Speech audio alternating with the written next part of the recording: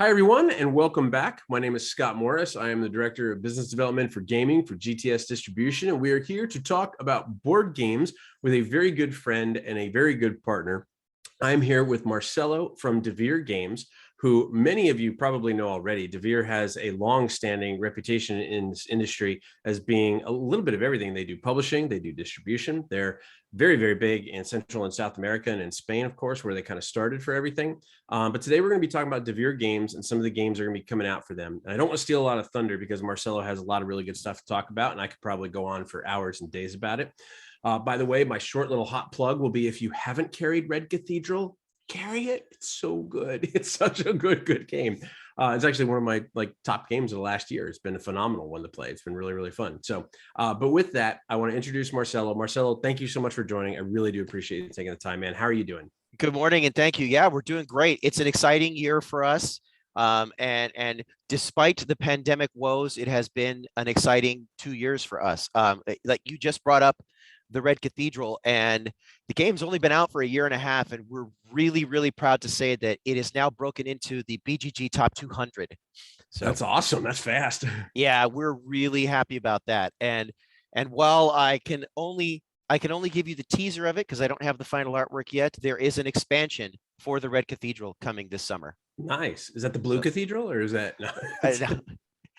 That's a different game. Right. That's okay. That's okay. Awesome. All right. Well, I know you have a slide deck with some stuff that you want to show off and everything. So while you're pulling that up, I'm going to kind of drop a little things here for the retailers real quick. Retailers, if you're watching this on YouTube, which you should be, because that's really a primary place we put these things. If you're feeling exceptionally awesome, please feel free to give us a thumbs up and like this video. Of course, any kind of questions you have along the way as you're watching this, feel free to email us or put them below in the YouTube channel, and we'll be happy to get back to you with any kind of answers we can get for you. As kind of a precursor, I always like to let everybody know about this. Devir is in our demo program, which is a great thing for stores to take advantage of. And I know that a lot of stores nowadays may not be doing demos or may not be doing like library copies and things like that. But I do know of a lot of retailers that are doing display copies. And a lot of Devir's games are great for displays. They're things that take up a very small footprint. They're things that are very tactile, things that people want to grab and look at and kind of get that I'm holding it, so now it's mine and I need to buy it kind of feeling type thing. So if you have any interest in getting any of the games from Devir for a display or a demo for your store, all you have to do is contact your GTS account manager. They'll be able to set you up. Basically what we allow is once per year per storefront, you can buy one base game at 25% of SRP. So if you wanted to get a copy of Red Cathedral, for example, you would pay 25% of SRP. You can do that in all of your stores. If you have 5 stores, you can do that one for each store if you want to, and it's just once per year. It is only base games, not expansions though, because expansions kind of sell themselves with the base games, and the base games are really where you want to get the kind of most attention and most meat from it as well. And then the other thing I just want to make sure everybody knows, Devir with us in terms of our partnership, we sell their games in United States, Canada, and Asia Pacific. So if you are in another area of the world and you're watching this and you want to get Devir games, we're going to have contact information later so you can reach out to Devir, make sure to contact them and get in touch with local distribution for your areas as well to make sure you can get covered. So with that, my face was made for radio. I don't need to be talking. Marcelo, you're much better looking and have just slightly more hair than me, so I will let you kick off. Just slightly. All right, I hit share screen and it says that you disabled it. Oh, okay. Let me fix that. Hang on. Sorry. Make cut. No, it's all right. There you go. Okay, you should have host village now. Okay. Here we go. Share screen. Share. Okay. And let me go. Let's see. Where is it? So I'm looking at the entire PowerPoint right now, not slideshow. Yeah, I'm going to slideshow. Got it. Go away. Here we go. From the current slide. Here we go. Okay. There you go. All right. Well, thank you everyone for tuning in. This is our second time here, and we love Scott. We love our partners at GTS. So we're happy to be back. What we want to do is give you our spring catalog update. The last time that we were here, we talked about what have quickly become our evergreens, and I'll touch back on that as we get towards the end. But games like the Red Cathedral and Luna Capital and Botoku were all in their own times have been big hits for us and continue to gain momentum, particularly Botoku. We're really happy with how that one has performed. Again, the Red Cathedral is now in the top 200 of on BGG. And from my own personal take, I've been asked a number of times at shows that we've done since the last summer, if you didn't work for the company, what would be your favorite game? And I said, I would still say that the Red Cathedral is in my top 10 best games, regardless of whether I work for the company. So just something to keep in mind, that the momentum and the market share that we've been able to attain since the pandemic basically has been extraordinary. And we thank you for being part of that, those of you that carry our games. And it's never too late for those of you that aren't carrying our games. We would love to have you come on board and be a retail partner for us to help more consumers be able to enjoy our games. All right. So we had a fantastic 2021. You can see on here, we showed enormous growth from one year to the next. Our new releases are sellouts almost from the get-go. We've shown growth in stores that did not previously carry our products, we'll say prior to 2020, and now are starting to carry them. So the consumer demand is really starting to be there. And we have an amazing marketing team that handles our social media presence in order to drive consumers to your stores, excuse me, to drive consumers to your stores in order to be able to acquire our games, which has set us up for a fantastic year coming up, or the year that we are already in. So a quick recap of what we have released so far and what is coming up within the next 3 to 4 months. All right, so hopefully many of you are familiar with Paris, the City of Lights. This is, and I say this from a gamer perspective, not a company man perspective, this is one of the best two-player games you're going to be able to find out there, because there are not a lot of specifically two-player games that are in this kind of a non-war gamer kind of a format. So this is the base game of Paris. This did come out in 2019. We have done everything we can to keep it in stock, but the pandemic has definitely made it a more popular game because a lot of people, had to stay home. They gamed with their, with their partner, with friends at home, and two-player games. And I'm sure that hopefully you showed growth in the overall sales of your two-player games, but two-player games for us have done very, very well, particularly Paris. For those of you unfamiliar with Paris, the theme is, this is set during the World's Fair in 1889, when Paris itself, the city, converted over to an electric light grid, which is why it's called Paris, the City of Lights. The game plays in 2 phases. The 2 players first build the light grid, in which you're placing tiles that you see there on the board that advantage the position of the buildings you're going to bring in phase 2 of the game.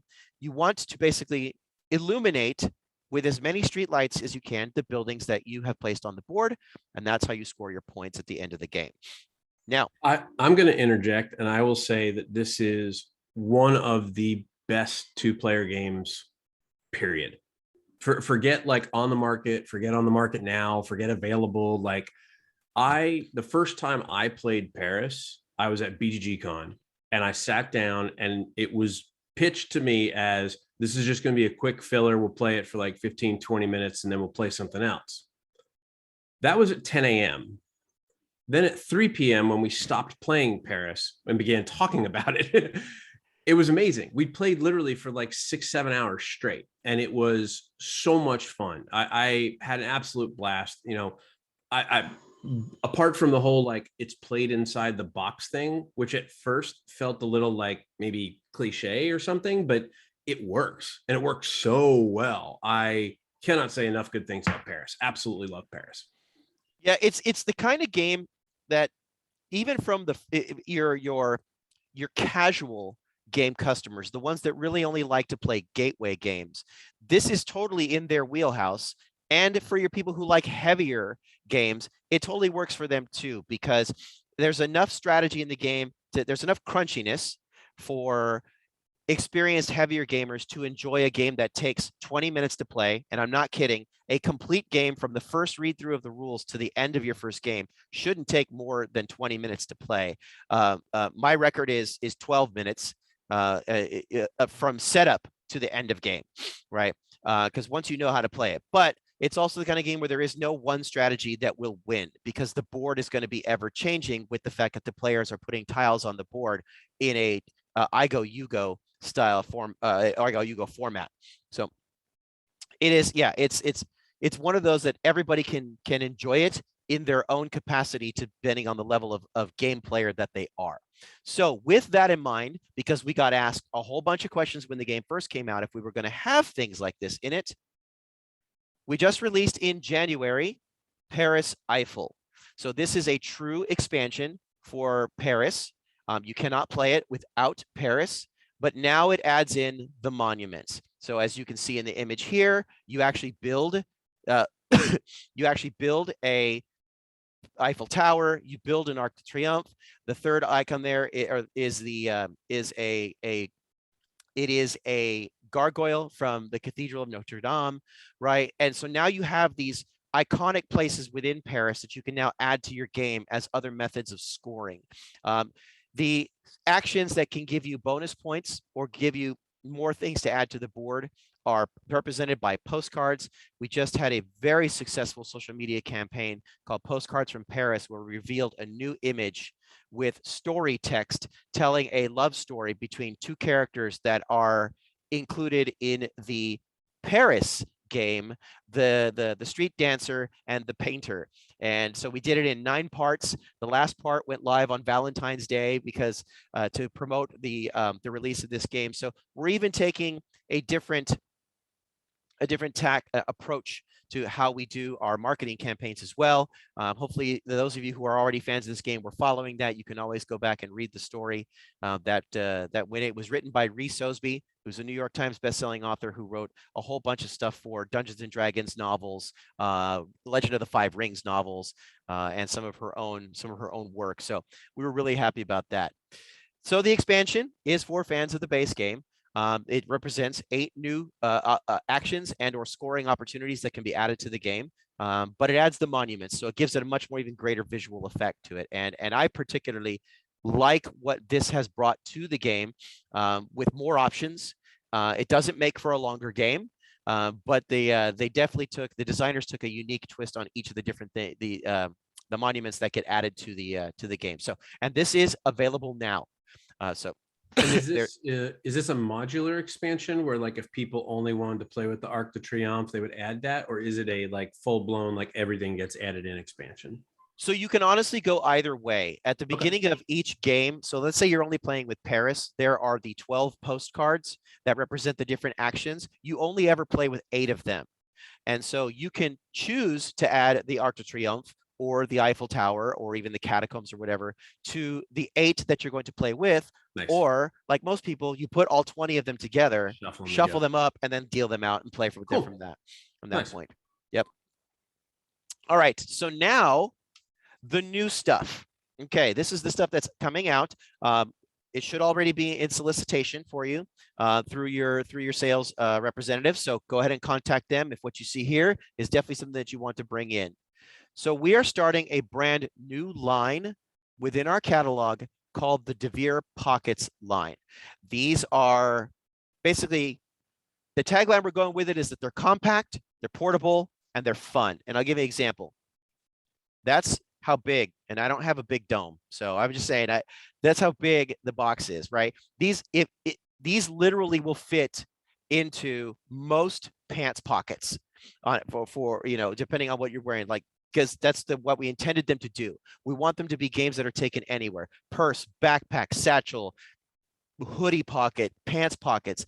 They're small enough they can be taken anywhere.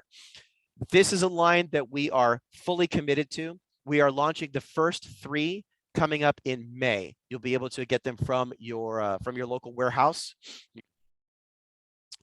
All of them are the same size, and they will always be the same size. We have 2 more planned for later this year, so there'll be 5 of these available by the end of this year. Each of them retails for $10. They each come in their own branded display of 6 units. So each display has artwork that conforms to the game itself on the outside. So the displays themselves are not the kind of displays where you need to feel like you can restock them onesie twosie. Sell through it, open a brand new one, and put it right there on your shelf or your countertop display. So these are coming packed with the case of the game. So if I order 6 of them, then I just pull that out and it all comes in one kind of CDU, countertop display unit. Exactly. Yeah. Awesome. For each of the 3 games, right? So, all right. They're all card games. You can play them anywhere. These are the kinds of games where if you have casual gamers who say go to their local brewery or bar or even a restaurant, they don't take up a lot of space. They play very quickly, and excuse me, and you can have them ready to go on the go without feeling like you're carrying a lot of games. So as we get close to the summer, right, these make excellent gift items for dads and grads. Yep. Right. And even as we get closer to the 4th quarter, we're going to have 2 more in that line. And now they're going to make great stocking stuffers as well. I was going to say, yeah, these are good like vacation games, right? Taking the camper, take on the road trip and go with the family and everything. And then absolutely they'll be great for the holidays. Yep. Of the 3, the one that we think is going to be the big hit. We love all 3 of them, but the one that we're certain is going to be the big hit is called Walkie-Talkie. All right, so this is a cooperative word association game. So you see the cards there. The cards are double-sided. They have a letter on one side and they have a color on the other. Everyone is going to get dealt 6 cards. It's a race against the clock. There are 30 seconds on the clock for each player at the table, up to 8 players. So do that math. 8 players can finish an entire round of this game in 4 minutes, right? So what you're doing is it's a free-for-all. Everyone is going to play cards. When you play a card from your hand that has a letter on it, you have to state a word that begins with that letter, but is associated with the color that is face up on the color pile on the table. If you play a color, it's the opposite. You have to state a word that has the letter on the letter pile, that is and then is associated with that color. So if I play green and the K is up, I have to say like kale or something like that. Exactly. Right. And it's that there's no turns, there's no player rounds. Everyone goes because you're trying to beat the clock. Right. Now you notice that on the K there are stars. So once the timer runs out, the number of letters that you've played that have stars on them, you count the number of stars on those cards, and that's your base score. But you lose 1 point for every card that a player is still holding, right? So, and the back of the rule book actually has like a whole bunch of columns where you can write the number of players and what you scored, so you can keep track of how well you did. So, but here's the cool thing, the catch. This is where the frenzy really comes into play. Because the cards are double-sided, you're only holding your hand of cards on one side of it. So if you get in a jam, there are 2 things that you can do. If you get in a jam, you can yell out, "Roger," and then everyone has to flip their hand of cards over, right? Or you can say "over," and then you pass your hand of cards to the left, right? And so there's a way of getting out of a jam. If you're flustered with what the cards are in your hand, then you can just like, well, I'm gonna get rid of them, right? Or turn them over. And in actual play, we've seen a lot of people where, say, somebody who's really good with words and sees another player who's struggling, they might actually just say "Roger" and then help them to flip their hand over, or say "over" and then take that card from them and then be able to play it within the time limit. We were just at Gamma Expo last week, and we had a 7-player group at game night who scored 49 points, which is pretty spectacular considering that the best score you're ever going to get is 54. So it's one of those games where you're constantly challenging yourselves. And even if you're not good at word games, this isn't like Scrabble. You're not trying to put the letters together to create a word. It's a word association game, right? It's also the kind of game that the volume, because of the excitement and the race to beat the timer, the volume of the game definitely draws people's attention from the periphery, right? So it's very much a game that gets louder as you play, probably, right? Yep. And it's very much a game night game. I'm trying to think of something red that begins with K. Like I'm looking at the pictures here, like I saw the gray and the T, and I'm like, okay, tank, right? Something like that, and or U could be umbrella or things like that. But that's easy. Go ahead. Kite. Oh, kite. There you go. Bingo. Ketchup. There you go. Oh man, see, you're already beating me at this game. I might have played a lot of this game last week. So that's funny. All right, so great for families and parties, right? Casual gamers, the kind of people who say, like, well, I don't play a lot of games, right? This is totally in their wheelhouse because it's reminiscent of the kind of games that they played when they were kids. The Unos, the Scrabbles, because it's not a complex gamery game. It's more of a very much a party game in that respect. That's the best way to put it. So, all right, so that's Walkie-Talkie. That's the first one. And again, this is how big it is. And it's only $10 retail. They come in branded displays of 6 units. All right. Now, the next one is the children's game. And I say that with the caveat that I have seen adults thoroughly enjoy this game. So it's not just a kid's game. So this is Ouch. And this one says ages 5 and up. You can play up to, I see it there, 5 players.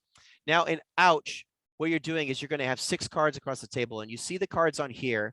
They have the one with the yellow part is the card backs, and then where you see the little fox and the snake and the flowers on there, those are the card front faces. There are 6 cards on the table that are going to be face down, and it's a guessing game. It's a press your luck game, right? So the way that it works is that the theme of the game is that we are collecting cactus flowers, right? And there are 4 different colors, and you're trying to collect sets. The flowers on the back side of the card are what you're actually going to score at the end of the game. The first player to acquire 8 cards effectively ends the game, and then we total up our points. Why is that important? Because collecting cards is actually the challenge of the game. When it is your turn, a player selects a specific card, then announces to the table how they want to turn it over, top to bottom, left to right, bottom top, however you want to do it. Because then you grab that side of the card and then you turn it over. And you see the different cards are bordered with cacti. If you turn a card over and you're touching a cactus, you say, ouch, and you discard the card, right? If you're not touching a cactus, then you collect the card, right? Okay. Except that there are 3 things that can either help or hinder you on that. At the end of the game, you're also going to score 1 point for each flower that you've been able to collect. If you have collected a set of the 4 different colored flowers, you get an additional 4 points. And whoever has the most red at the end gets 5 points. And the reason why that is because if you ouch on a red card, not only do you lose that card, but you also lose a card that you have already collected, right? So that's why red is the harder one to get. You notice that there's a fox and a snake on there. These are little twists that go with the game. If you successfully acquire a card with a snake, 1 time only, the player to your left, if they ouch, you get their card, right? If you pull up the fox and if you successfully acquire the card with the fox on it, you can then decide right then and there if you want to go again. But if you ouch on the second try, then you lose that card and the fox card, right? So it's got some challenges on it. It's got a little press your luck to it. And like I said, while we consider this to be the children's game because it plays ages 5 and up, I've seen a mess of adults who have thoroughly enjoyed this game just because of the guessing factor, the not knowing when they pull up the cards. And a full game plays again in 20 minutes, right? It doesn't take any longer than that. This is the kind of game that you want to recommend to the customers where it's a grandparent who wants to play something with their grandkids, but none of the games they really like to play are in that middle ground, or they don't like the challenge of children's games because they can just be mundane and 100% random kind of a thing, right? So this is ouch. That's again the kids game. So again, branded display of 6 units, $10 retail. This is also coming in May. All 3 of these games are going to release at the same time. So the third one is my favorite of the 3. This is the more strategy of the playing game of the 3 called Veggies. In Veggies, what we're doing is we are building our own produce stand. We're only going to play until each player has acquired 8 cards. And when you draw a card, you lay the card on top of, and they're building your produce stand. So you want to cover up the empty crates. You want to cover up the mice because they're going to be negative points at the end of the game.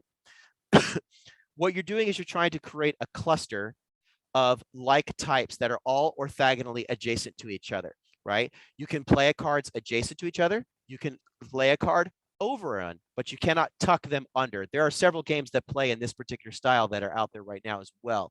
But in this one, once 8 cards have been played, each player is going to announce at the table what is their largest group of produce. So let's say that mine is blueberries and Scott happens to have carrots, right? So we're each going to announce that, because now that we have announced that, we're also going to score our own points for those groups. So on my board, I will score blueberries and I will score carrots, and Scott would do the same. So the cool part of that game is you need to pay attention to what the other players are building on so that you don't duplicate, because if you duplicate, you're still only going to score it once. If Scott and I both built the largest group of carrots, we would only score carrot once and hinder our ability to score more points. So it's got quite a bit of gaminess to it in how you lay out your board, your tableau as you play through, but it's also still does not play in more than 20 minutes unless you have that player who suffers from analysis paralysis, right? So it's a game that you can take anywhere, doesn't take up a lot of table space, and still play very quickly with enough strategy in it to make you feel like it's there without being complicated. So Yeah, and I like the fact that all three of these games are very different looking, right? They all have their own unique feel. You've got a party game, you've got a children's game, you've got a strategy game. They're kind of like within the family, but they're not all the same person in the family, right? They're all hitting on a different cylinder for different types of gamers or different types of groups, which is really cool. So and just the physical optical difference is really cool too, right? You've got that like bright white from Walkie-Talkie. You've got this more of like a market look with Veggies and stuff like that. So they look very unique, which is really cool. yeah, and so that's one of the reasons why we wanted to do that, right? We didn't want to create a line where they all look the same and got lost on the shelf, right? And however you decide to put them on display in your store, right? Like I talked to some stores last week where they want to put Ouch in the children's game section. They want Walkie-Talkie at the counter display. They want Veggies with their gateway games. And however you decide to put them on display is great, because there are other stores that are just simply going to put all three of them on display next to each other, right? And by doing something like that, you're incentivizing the customer to go like, oh, they're $10 each, just give me all three of them, and then and take them to the game night. Or if you participate in the demo program, these are definitely the games that you want to put on the table to get your game night started as people are still arriving and getting their longer games or their bigger games set up, right? Or put them on the table as the fillers, right, for your demo night. They also display real well, right? They don't take up a lot of space to put a couple of cards of Veggies out and have the box standing upright on your on your counter to show people what the cards look like. So it's definitely got. We definitely went for a visual aspect that attracts the eye for the customers. All right, coming in July, we've got Home Sweet Home or Not. This is our Paul Peterson game. For those of you who are unfamiliar with Paul Peterson by name, he is the creative genius behind Guillotine, behind Smash Up, and a whole bunch of other games out there. We love Paul, and this one is the kind of game that everything fits, like Luna Capital. Everything fits in the box. It is a cooperative game. You're all playing family members, and it's scenario based. You turn over a card of which scenario you want. You set up the configuration of the rooms in the house in order to represent the map, and then you have a mission. Like the first mission is that aliens are coming to kidnap Grandpa. So we have to go first find where Grandpa is in the house, and then stow him away while getting the aliens to take the bait somewhere else and go away, kind of a thing. There are a number of scenarios that you can play through in order to accomplish these, or to get a full play value out of the game. But it is a modular 3D board, which is very cool because it represents different types of configurations of the house that you are able to put together in order to play it. So that is coming in July. So we'll definitely have that on sale. You'll have it before we head to Gen Con is the best way to put it. Right? Nice.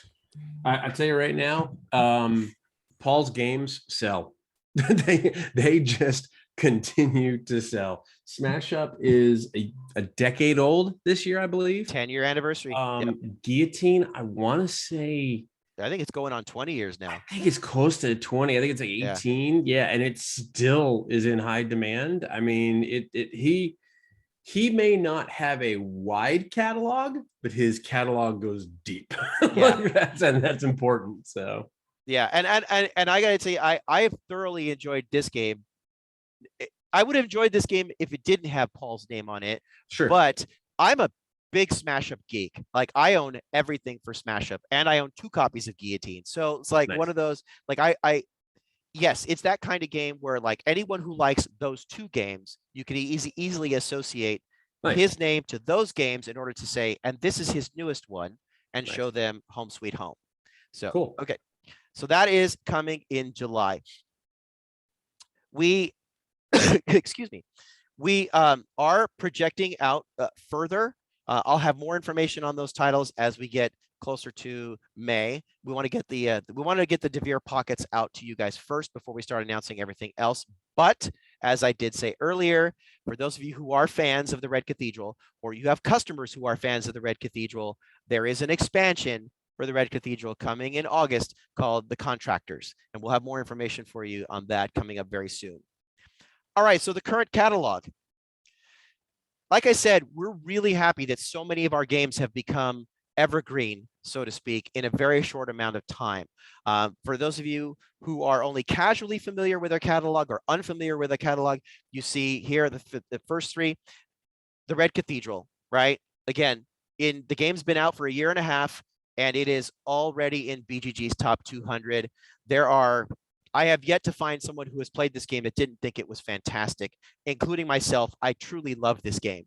It is a lot of game in a very small box. Scott will attest to this because that's one of the things he said he appreciated the most about it when he first got it. It is a lot of game in a small box, but it's got good shelf presence and a great price point, $35 for a game that is infinitely replayable. Yeah, that is true. This is a game that when you play it, you will not feel like, you will immediately feel like this is a big Euro, a 12 by 12 box Euro game. There's so much crunchiness that's in there. But the thing that I've personally loved about the Red Cathedral is that while it is a strategy game, and while it is, sit down with your game friends at game night and play this game, it is not a complex game.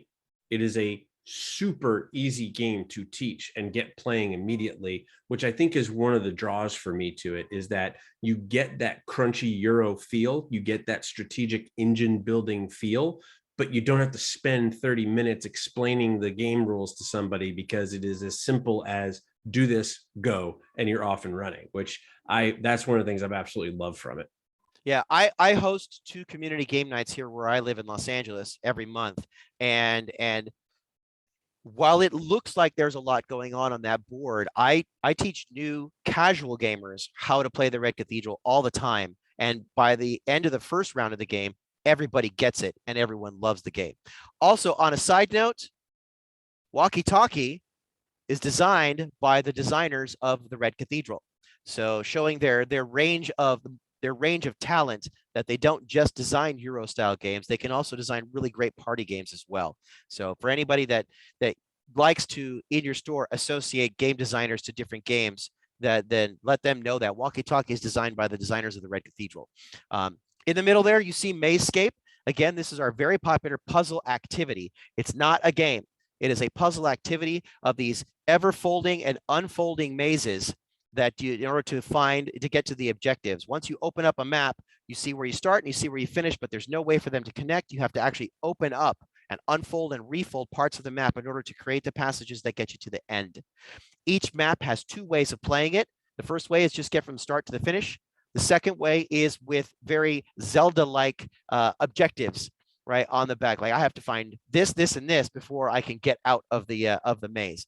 They are numbered 1 through 7 in each of the boxes. It also comes with a stylus because you don't need to draw on the maps in order to complete them. And they do get progressively more difficult as you go. They're very challenging. These are also, to a degree, pocket-sized. They can fit anywhere. An unintended benefit of the game is for those you have a lot of people who are going on vacations with their kids. The maps, fully unfolded, fit perfectly onto the tray table of an airline. So you can easily just occupy the kids during a flight with these. The first 2 sets, this one is Ariadne, there's Labyrinthos. Everything you see right here of these 3 titles is in stock right now, and we have 2 more planned for later this year. One that is a science fiction theme, and the other one that is way more kid friendly in terms of the maps are going to be easier for younger kids, like kindergarten and up, right, from that point on. And then, of course, the third one are forever evergreen, the Color Monster. Again, it is a game about sharing emotions. It is based on the novel, the children's book by Ana Llenas, which, if you look it up, say on Amazon, the book has almost 6,000 unique 5-star reviews. We have a lot of success with this game with educators, either whether they are special needs or not special needs, parents with younger kids, any child that can even non-verbally communicate can play this game. But we've gotten the highest compliments for this game from particularly special needs parents, special needs educators, things like that. The gameplay itself follows the story cooperatively. The players are taking the role of the little girl in the story. Short form, the story is the color monster is the little girl's imaginary friend. He wakes up one morning with the jumble of colors that you see that are on there.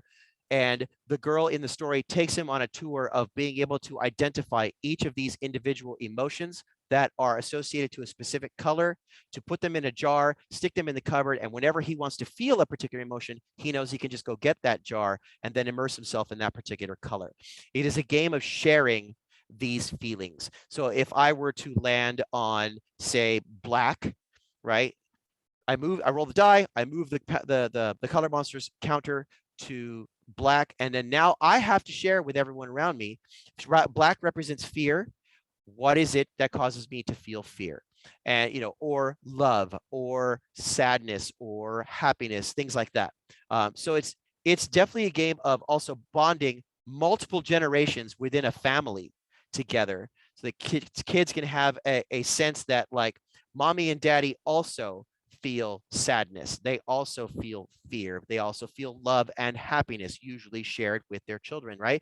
And so it's the kind of game that allows that opening up and sharing of feelings while you are still trying to achieve an objective of helping the color monster sort out each of his individual emotions by color. So that's those three there. And for the more heavier games, although that's pretty relative if you've played our games before, whether they are actually heavier or not, we've got Luna Capital. So Luna Capital is a fantastic game. For those of you who are hybrid comic and game stores, Luna Capital's artwork, all original artwork, was done by Albert Montes, who is an Eisner Award-winning comic book illustrator for his own comic book universe, and is still doing work for in the comic book side of the industry. That game, we are each of us building a colony on the moon and trying to make it so awesome that it becomes the capital of the moon. Brass tacks, it is a card drafting and tile laying game where you have a tableau that represents your colony. You have to expand its real estate by playing cards, but you also have to actually try to create orthogonally adjacent clusters of the different life modules, the machines that make air and water and food, right, and habitats for people to live and things like that. You play through 3 phases of 4 rounds. Whoever has the highest score at the end wins the game. Once you know how to play this game, it's easily a 45-minute play. In the middle, our super hit of 2021 and going into 2022 is Botoku. Now, first, let me clarify. Botoku is the only game in my catalog right now that is out of print until late April. I can confirm that the boat is on the water. It just hasn't gotten here yet. And we're going to ship that out to all of our distribution partners the moment that it arrives here, because we want everybody to have Botoku. So Botoku is a heavy game, but it looks more heavy than it actually is. It only plays in 4 rounds. It's got all kinds of different mechanics for everyone to appreciate in there. It's got worker placement and area control and set collecting and a whole bunch of different kinds of mechanics have all been nuanced in their own way into the game. It is a big game. It does take up a lot of real estate. It can be a long game, but I have seen in my own play of it and other people's play of it, once you learn the iconography, once a player learns the iconography, subsequent games of the game go very quickly. It easily be played in an hour with 4 players once everyone knows what they're doing. And on a side note, our other Euro-ish game, our abstract game Silk, our other game Silk and Botoku share a common theme in that they exist in the same world. Botoku is a game that takes place about 1,000 years before Silk. Silk is a great gateway game for any of your consumers who are ready to advance to playing lighter weight Euro games. Silk is a push and shove kind of a game of area control, trying to mark out a place where you're trying to protect the pastures where your silkworms go to graze in order to produce silk. But there's also the Okami, which is a monster that goes around and likes to eat your silkworms. That can also be controlled by the different players to have them go to other players' grazing grounds in order to eat their silkworms instead. So it's a lot of push and shove without too much gotcha. A 4-player game of Silk easily plays in under an hour. And again, they are thematically connected. And I can put a teaser out there. There is a 3rd game in this game world coming in 23. So, all right. Another big announcement for us is that we are partnering with Schmidt out of Germany in order to bring into the English, North American English language market 3 of their most popular games, the Magic Labyrinth, Cockroach Poker, and Cheating Moth. This is phenomenal. Oh my God, I'm going to stop you right here. This is phenomenal. I cannot tell you how many people ask me for Cockroach Poker. Like, so many people ask me for Cockroach Poker. Yep. This is great news. Yeah, so we're bringing those 3 games in. And again, you can see just by their size, here's a relative comparison. These are basically pocket-sized games as well, right? So it's just serendipitous for us that we're bringing these in at the same time that we're launching our own line of pocket games, because in a small, like in a day pack, right, or even a fanny pack, gamers don't have to carry, like the big backpacks of large games in order to have a lot of games to play in a small container. So yeah, Cockroach Poker and Cheating Moth, those are all coming over here. This is going to be late summer, basically 3rd quarter is when we're going to have them in. And then the Magic Labyrinth, right? That is a full-size game. It's about a box the size of Botoku, but that's also been so popular in Europe. You're talking about hundreds of thousands of copies of these games, these 3 games here, sold throughout Europe, and we're very happy that we're partnering to bring those in. And it's a much bigger relationship than just these 3 games. We don't have it in this presentation, but I can also tell you that Rainer Knizia's Mille Fiori is also one of the games that we're bringing over this year, and I'll have more information on that to come. So, which excites me a lot because Rainer Knizia is one of my favorite game designers. So, all right, something that I would like everyone to take a look at here, this is very important, is this is our top 10 bestsellers from 2015 to the present day.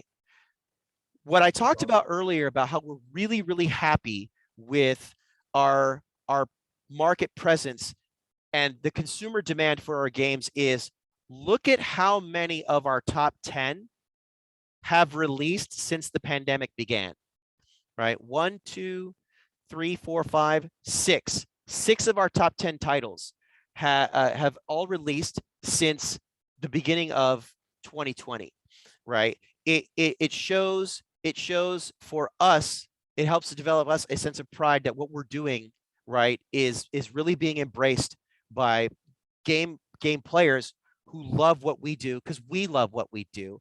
But for you as retailers, it also shows that, like, if the kind of stores that, well, no one's come in and asked for it, it's okay to take a risk on our games of bringing in 2 copies to have on display, because we're helping you build that market through our social media presence, through our demo program, right? Through our retail store locator on our website, right? We're doing our best, always room for improvement. We're doing our best to drive the consumers to your stores, but to show you that, like, we're in it to win it.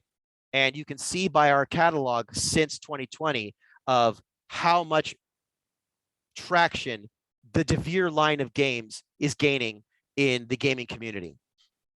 Yeah, and I would be willing to bet that if we do another one of these in 3 months, Botoku will be in the top 5. Once you guys get restocks out and get that out to everybody, that's just going to continue to keep climbing up that ladder, I think.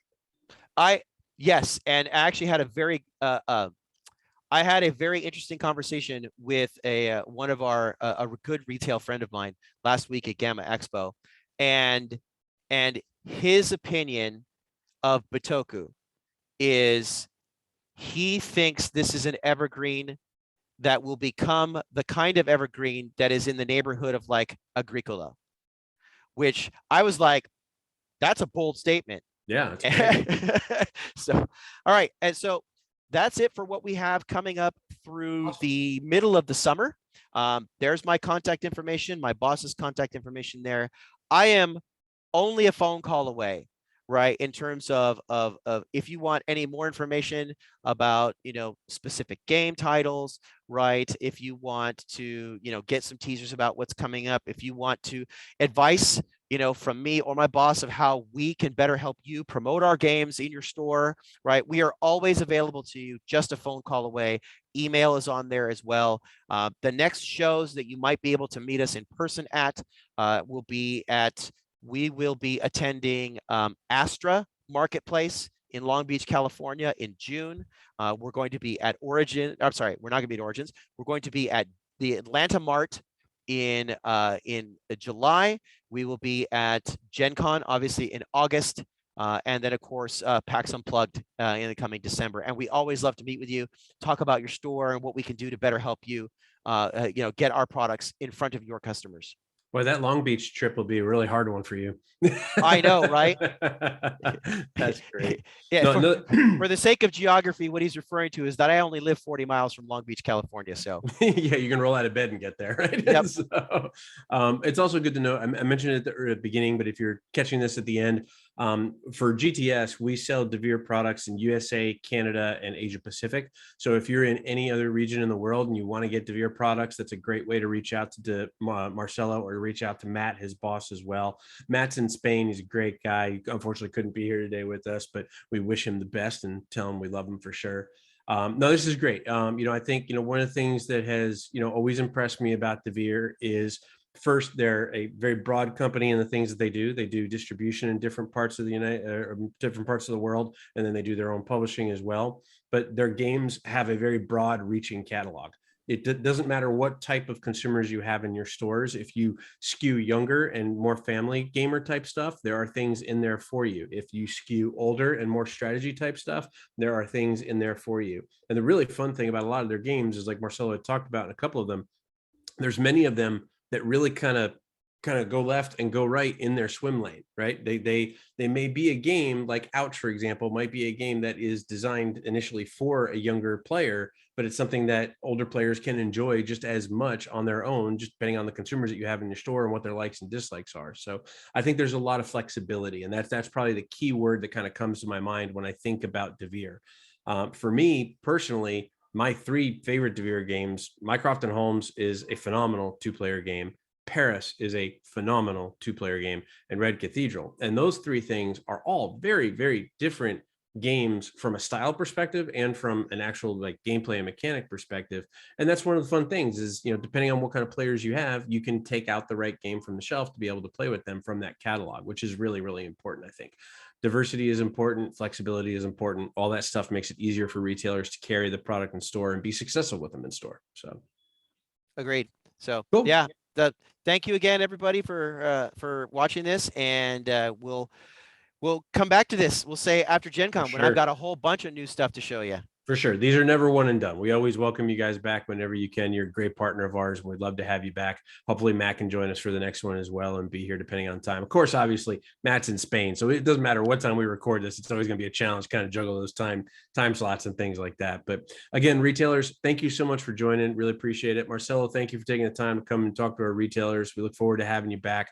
Retailers, feel free, subscribe to our channel. You'll get notified when we have new webinars go up, and you'll get information in your inbox sent to you about that. Feel free to be exceptionally awesome and like this video and give it a thumbs up. And again, if you have questions, feel free to leave a comment below or a question below, and we'll be happy to get back to you. But we really do appreciate your partnership. We really do appreciate you being a business partner at GTS's, and we hope everyone has a great week in their stores. Thanks so much. Take care. Thank you. Bye-bye.